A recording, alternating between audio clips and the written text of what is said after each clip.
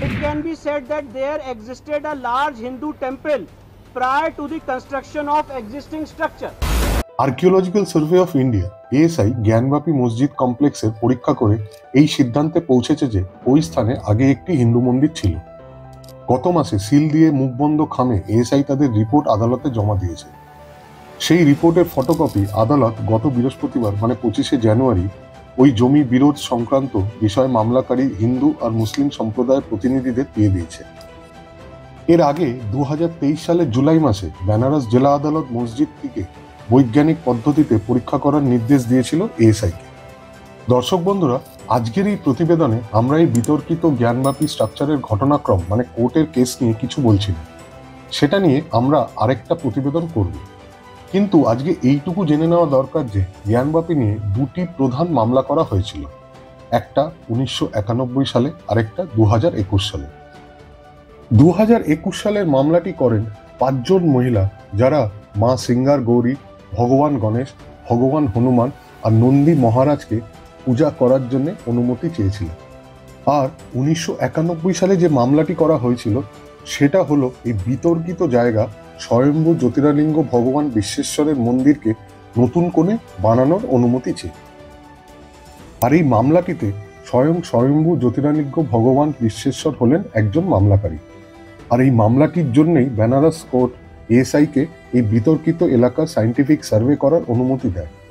গত বছর এই সমীক্ষাটি করা হয় আর এই সমীক্ষার রিপোর্ট কোর্টকে জমা দিয়েছে এএসআই গত বছর। আজকে আমরা দেখে নিই যে এই রিপোর্টগুলোতে মূলত কি কি বলা আছে। বৈজ্ঞানিক সার্ভের সময় এএসআই জ্ঞানব্যাপী মসজিদ চত্বরে 55টি পাথরে নির্মিত স্থাপত্যের ভগ্নাংশের হদিশ পায়। এর মধ্যে রয়েছে 15টি শিবলিঙ্গ, 3টি ভগবান বিষ্ণুর মূর্তি, 3টি গণেশের মূর্তি, 2টি নন্দীর মূর্তি, 2টি কৃষ্ণের মূর্তি ও 5টি হনুমানের মূর্তি। এএসআইয়ের রিপোর্ট অনুযায়ী 17 শতকে ঔরঙ্গজেবের রাজত্বকালে এই অংশে একটি হিন্দু মন্দির ছিল। সেই জায়গায় পরবর্তীতে জ্ঞানব্যাপী মসজিদ নির্মাণ করা হয়। এটি পাথরের মকল, দর্পল, অপ্সরা, পুরুষ, ভোটিভ শ্রাইন, 14টি ভাঙা টুকরো ও আরো 7টি ছোট ছোট মূর্তির অংশ পাওয়া গেছে। সার্ভের রিপোর্টে আরো উল্লেখ করা হয়েছে এই মসজিদের অন্দরে পাওয়া গেছে 23টি টেরাকোটার মূর্তি, তার মধ্যে একটি গণেশের, 18টি মানুষের আকৃতির মূর্তি ও 3টি জীবজন্তুর মূর্তি। এগুলো মার্বেলের তৈরি। এএসআই তাদের রিপোর্টে একটি শিলালিপির কথাও জানিয়েছে। সেখানে লেখা আছে মসজিদটি 1676 থেকে 1677 সালের মধ্যে মুঘল সম্রাট ঔরঙ্গজেবের শাসনকালে নির্মিত হয়েছিল। শিলালিপিতে আরও বলা আছে মসজিদটি নির্মাণের আগের কাঠামোর সাহন ব্যবহার করা হয়েছে। এএসআইয়ের কাছে এই শিলালিপির ছবিও আছে। সেই শিলালিপি নষ্ট করার চেষ্টা হয়েছে বলেও রিপোর্টে জানিয়েছে এএসআই। 1947 সালে মাসিরে আলমগীরি যে অনুবাদ স্যার যদুনাথ সরকার করেছিলেন তা অনুসারে ঔরঙ্গজেব কাফেরদের স্কুল ও মন্দির ভেঙে ফেলার জন্য সমস্ত প্রদেশের গভর্নরদের নির্দেশ দিয়েছিলেন।